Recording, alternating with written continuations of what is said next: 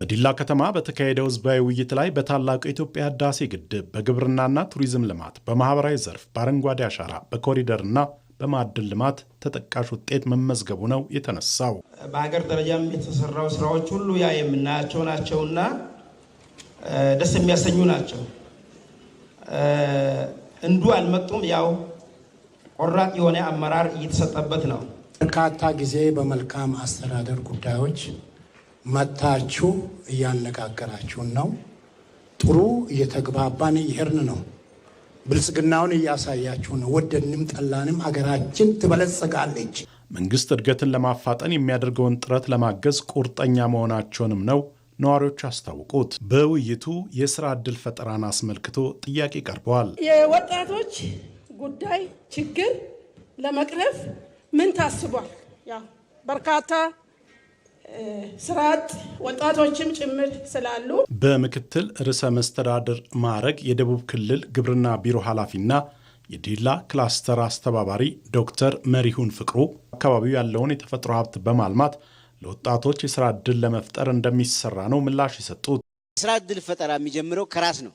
እጅግ እንቁ የሆኑ ሀብቶች፣ የተፈጥሮ ሀብቶች እንቁ የሆኑ ትልቅ ነገር በእጃቸው አለ። ይህንን ወደ ሀብት የመቀየር ፍጥነት፣ ወደ ሀብት የመቀየር ፈጠራ ያስፈልጋል። ከተጋገዝን የምናስቀምጠውን ሀሳብ ወደ መሬት ለማውረድ የምንተጋገዝ ከሆነ ወጣቱን እዚህ ያለውን ወጣት ብቻ ሳይሆን አጎራባሽ ላይ ያሉ ወጣቶችን፣ ክልላችን ላይ ሌላ ቦታ ላይ ያሉ ወጣቶችን በጋራ አቀናጅተን ስራ መፍጠር የሚያስችል አቅም አለን፣ ጸጋው አለን። ውይይቱ ተሳታፊዎች ከቀረቡት ጥያቄ ሌላኛው ደግሞ የመጽሐፍ ተደራሽነትን የተመለከተ ነው። መጽሐፍ እጥረት አለ።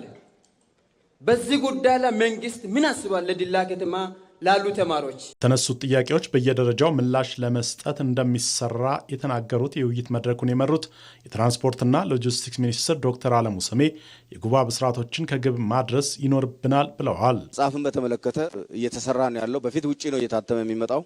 አሁን ሀገር ውስጥ ማተም ለመጀመር እንቅስቃሴ እየተካሄደ ነው። 2018 ትልልቅ ጉዳዮች የጉባ ብስራቶች ናቸው። በመፍጠር መፍጠን መዝለል ጊዜ የለንም። ወደ ኋላ ቀርተናል። ከሌላ ዓለም መስተካከል አለብን።